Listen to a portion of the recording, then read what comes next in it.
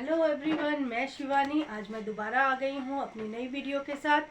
हमारा जो चैप्टर बच गया था हॉर्नबिल बुक का chapter number first, the portrait of lady, उसका सेकंड पार्ट बच गया था, तो उसे हम कंप्लीट करेंगे। फर्स्ट पार्ट में भी मैंने आपको वर्ड टू वर्ड एक्सप्लेनेशन जो है बताई थी, तो अब सेकंड पार्ट में भी मैं वैसा ही करूँगी। अगर आपको मेरी एक्सप्लेनेशन अच्छी लगे, समझ में आए, तो प्लीज़ वीडियो को लाइक, शेयर और चैनल को सब्सक्राइब ज़रूर कीजिएगा। तो आज की वीडियो शुरू करते हैं, आज के चैप्टर को शुरू करते हैं। हमारा चैप्टर छूटा था ब्रीथिंग पीस एंड कंटेंटमेंट, यहाँ तक हमने कंप्लीट कर दिया था। अब हम पढ़ेंगे my grand mother and I were good friends. बेटा आप लोग अपनी बुक्स जो है साथ में रख सकते हैं, क्योंकि मेरे पास अभी थोड़ा सा सिस्टम नहीं है, तो आप लोग अपनी बुक्स पे देखिएगा और मैं अपनी बुक से यहाँ पे रीड कर रही हूँ। My grand mother and I were good friends. मेरी ग्रैंड मदर और मैं जो थे अच्छे मित्र थे। My parents left me with her when they went to live in the city and we were constantly together। बोलता है मेरे माता पिता जो है मुझे उनके साथ छोड़ गए थे, दादी माँ के साथ छोड़ गए थे जब वो शहर में रहने के लिए गए थे, और तब से हम दोनों जो थे इकट्ठे थे। She used to wake up me in the morning and get me ready for school. वो मुझे सुबह उठाती थी और स्कूल के लिए तैयार करती थी। She said her morning prayer in A monotonous sing song while she bathed and dressed me in the hope that I would listen and get to know it by my heart। She said, वो अपनी morning prayers, जब सुबह वो मुझे तैयार करती थी, नहलाती थी, तो वो अपनी मॉर्निंग प्रेयर्स जो थी गाती रहती थी, इस होप में कि शायद मैं उन्हें सुन रहा होऊंगा। I listened because I loved her voice but never bothered to learn it। मैं उसे सुनता था, लेकिन मैं जो क्यों सुनता था, क्योंकि मुझे उनकी वॉइस बहुत पसंद थी, लेकिन उसे याद करने की बॉदरेशन में नहीं लेता था। ये चिक चिक में नहीं करता था, सोचता था कि मैं मुझसे ये याद नहीं होगी, और ना मैं उन्हें याद करना चाहता था। Then she would fetch my wooden slate which she had already washed and plastered with yellow chalk। तब वो क्या करती थी, मेरी वुडन स्लेट को जो थी वो ढूंढ कर लाती थी, एंड उसे जो है उन्होंने पहले से ही जो है, पहले के ज़माने में लोग जो हैं लकड़ी की पट्टियों पर लिखा करते थे। आपने देखी हुई होंगी या फिर नहीं भी देखी हुई होंगी, लेकिन वो लकड़ी की पट्टियों पर लिखा करते थे। तो उसको जो था पीले रंग की मिट्टी हुआ करती थी, उससे उसको जो है एक तरह से पेंट किया करते थे, ताकि उस पर जो है ज़्यादा चमक आए और अच्छे से लिखा जा सके। तो उस तरह वो उसकी स्लेट को कर देती थी। A tiny earthen ink pot, एक छोटा सा मिट्टी का ink pot, and a red pen, और एक लाल पेन। Tie them all in a bundle and had it to me, सबको बांध देती थी और वो मुझे दे देती थी। After a breakfast of a thick stale chapati with a little butter and sugar spread on it we went to school. एक ब्रेकफास्ट के बाद जो क्या ब्रेकफास्ट देती थी, वो बासी चपाती होती थी मोटी सी, जिस पर वो थोड़ा सा बटर और शुगर डाल देती थी। फिर उसके बाद हम दोनों जो थे स्कूल जाते थे। She carried several stale chapatis with her for the village dogs. वह विलेज के कुत्तों के लिए बहुत सी बासी चपातीज जो थी वो अपने साथ ले चलती थी। Sorry. My grandmother always went to school with me because the school was attached to the temple। मेरी ग्रैंड मदर जो थी हमेशा मेरे साथ स्कूल जाती थी, क्योंकि स्कूल जो था वो टेम्पल के साथ अटैच था, मंदिर के साथ अटैच था। The priest taut us the alphabet and the morning prayer. जो पुजारी थे वो हमें क्या सिखाते थे, मॉर्निंग प्रेयर, सुबह की जो प्रेयर्स होती थी वो सिखाते थे, और अल्फ़ाबेट्स भी वही सिखाते थे। पहले के समय में गांव में इसी तरह के स्कूल होते थे, मंदिरों में जो पुजारी होते थे वो जो थे बच्चों को अल्फ़ाबेट्स भी सिखाते थे और मॉर्निंग प्रेयर्स भी सिखाते थे। While the children sat in rows on other side of the veranda singing the alphabet or the prayer in a chorus, my grandmother sat inside reading the scriptures।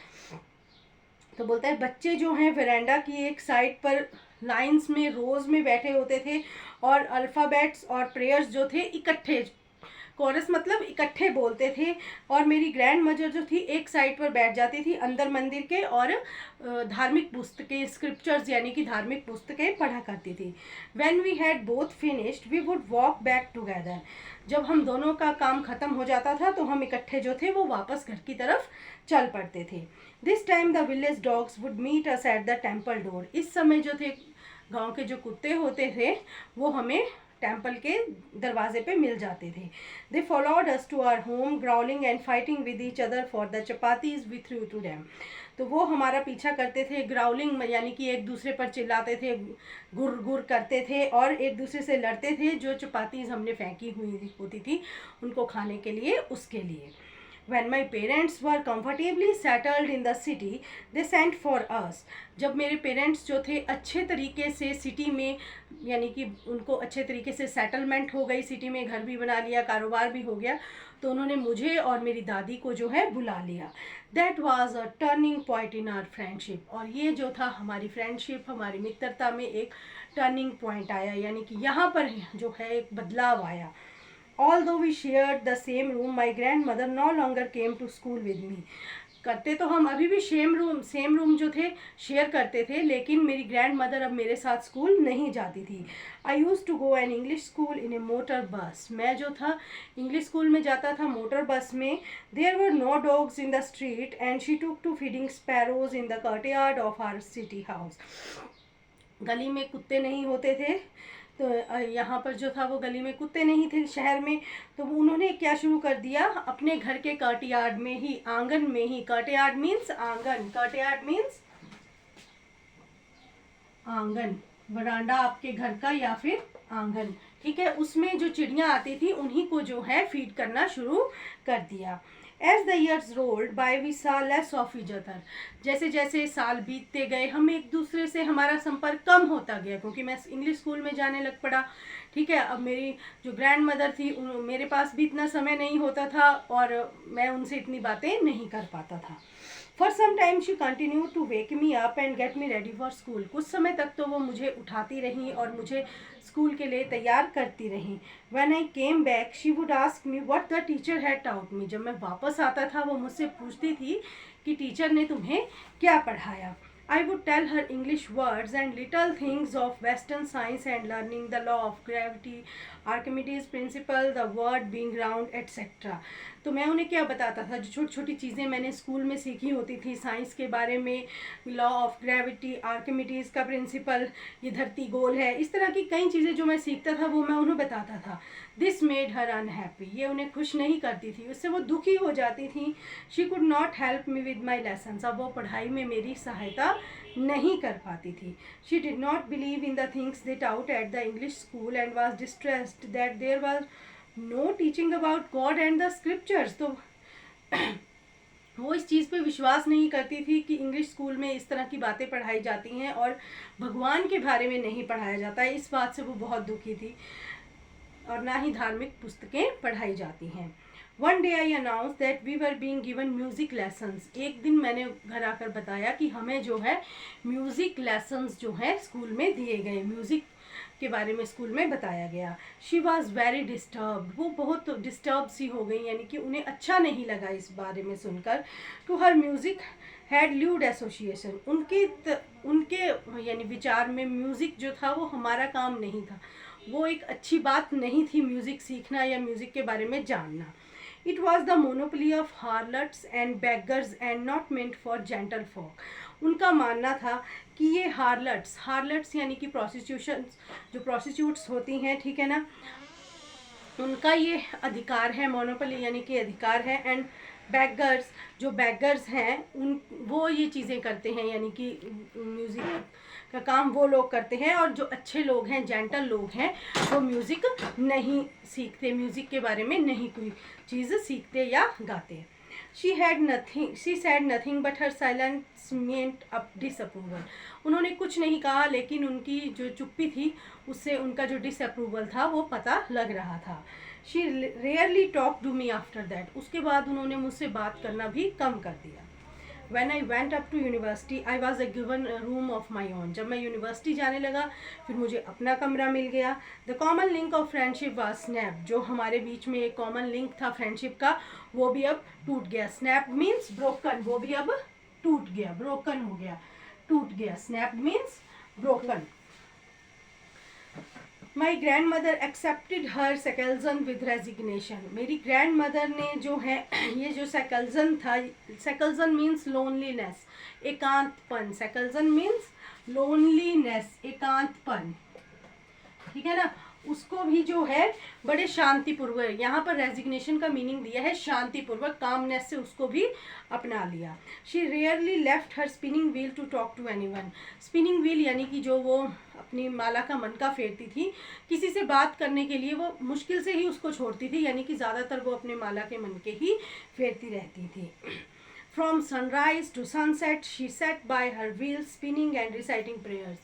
सुबह से जब सूरज उगता था और सूर्य अस्त तक तो वो अपना उस मनके को फेरती रहती थी और अपनी प्रेयर्स गाती रहती थी। Only in the afternoon she relaxed for a while to feed the sparrows. Afternoon यानी कि दोपहर में जो है वो थोड़ी देर के लिए रेस्ट करती थी, जब वो स्पैरोज को फीड करवाती थी।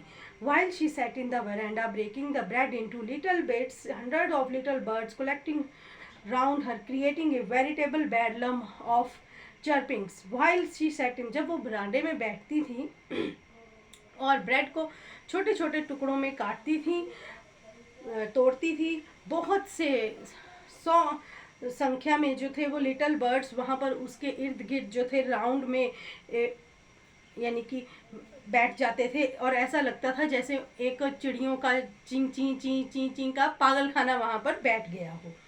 सम came and perched on her legs, कुछ आती थी और उनकी टांगों पर बैठ जाती थी। अदर्स ऑन हर शोल्डर्स, कुछ कंधों पर बैठ जाती थी। Some even sat on her head, और कुछ उनके सिर पर भी बैठ जाती थी। She smiled but never shooed them away, वो हंसती थी लेकिन कभी उन्हें भगाती नहीं थी। शूट यानी कि इस तरह नहीं करती थी जैसे हम करते हैं ना पंछियों को उड़ाने के लिए, तो वैसे वो नहीं करती थी। It used to be the happiest half hour of the day of her, ये ऐसा लगता था उनके दिन का सबसे अच्छा जो समय है वो यही आधा घंटा है।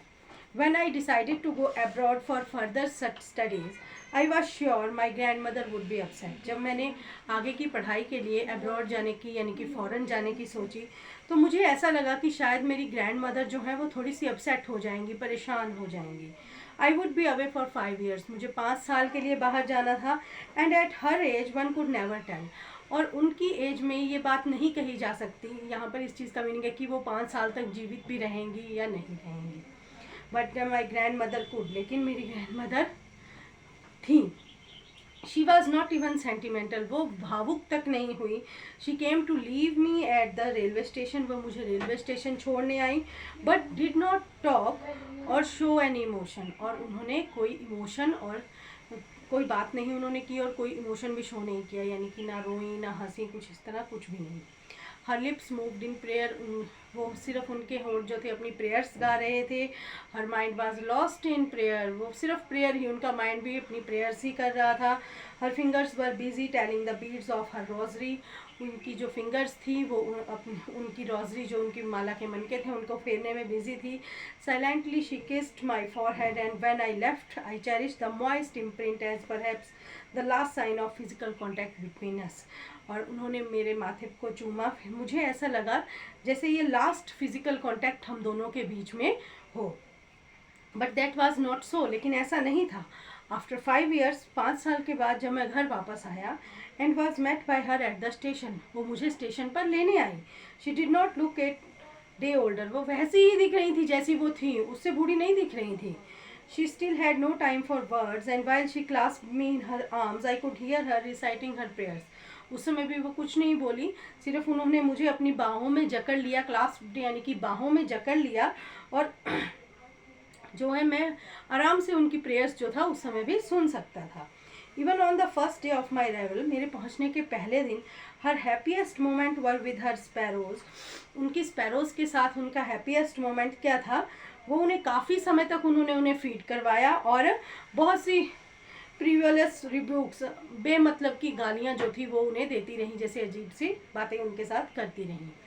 इन द इवनिंग, शाम के समय, ए चेंज केम ओवर हर, एकदम एक चेंज सा उनमें आया। शी डिड नॉट प्रे, वो प्रे नहीं की, उन्होंने अपनी प्रेयर्स नहीं बोली। She collected the women of the neighbourhood, got an old drum and started to sing, उन्होंने आस पड़ोस की औरतों को इकट्ठा किया, एक ढोलकी ली और गाना बजाना शुरू कर दिया।